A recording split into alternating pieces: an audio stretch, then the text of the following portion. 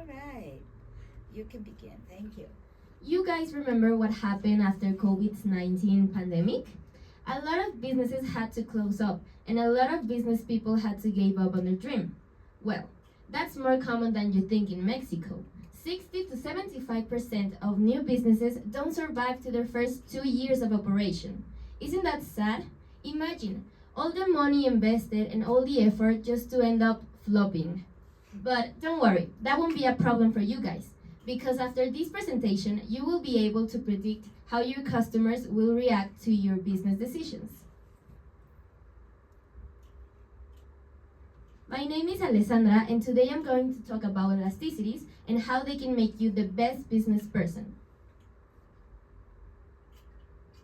So, to put you in some context, in my microeconomics class, a subject that studies how individuals like families and businesses make economic decisions, we start talking about this word like elasticities. But what I mean by elasticities, I'm not talking about the one ballerinas have. No. Actually, please, can you change? Thank you. Elasticities are these concepts that help us measure the sensibility of one economic variable to a change in another. But let me give you an example so it's easier for you to understand. So imagine if Cinepolis rise up the price of their popcorn, that will have a consequence, that will have a reaction. How many people are going to stop buying tickets or going to the cinema was really important for them? Well, elasticities can answer those questions. So, throughout this presentation, I'm going to talk about three important points, and I want you to help me read them, please. So first we have price elasticity of demand, income elasticity of demand, and how to take advantage and make the best decisions, business decisions.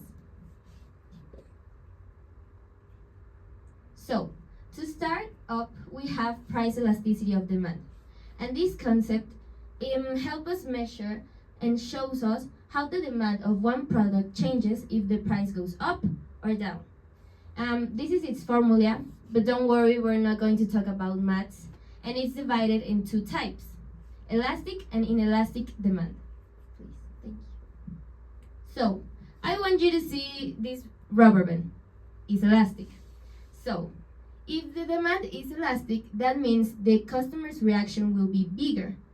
So, if the price goes up, people will buy less. But if the price goes down, people will buy more. A perfect example would be Capeltic's coffee.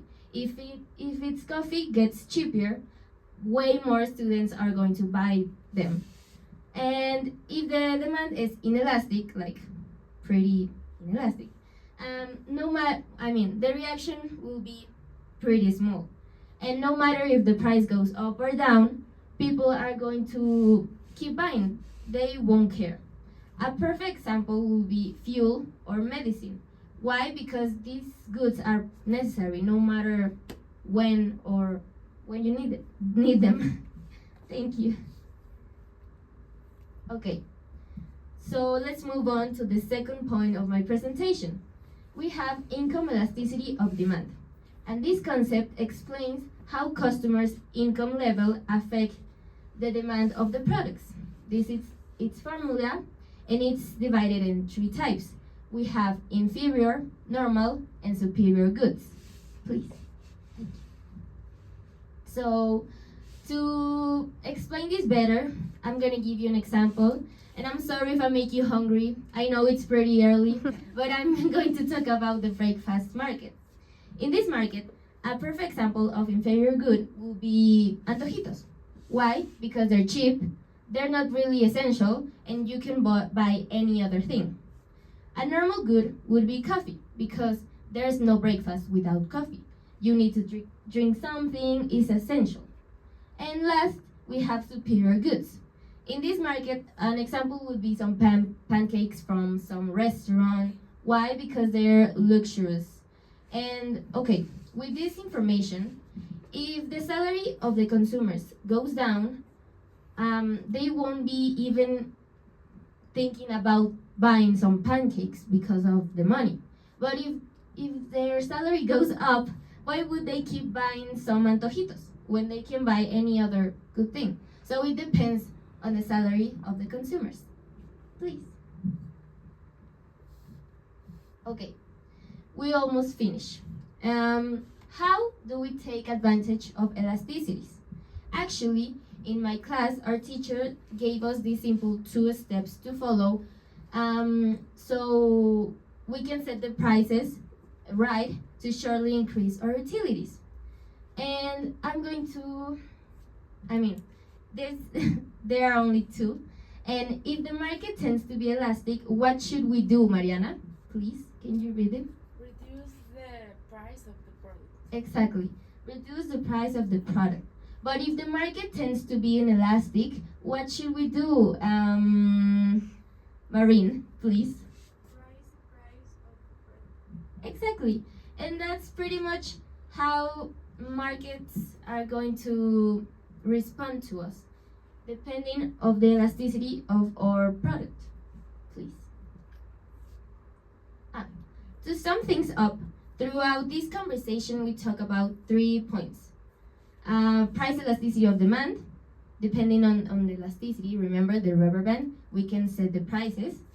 The second one was income elasticity of demand, depending on the salary and the importance of the goods people are going to decide buying us.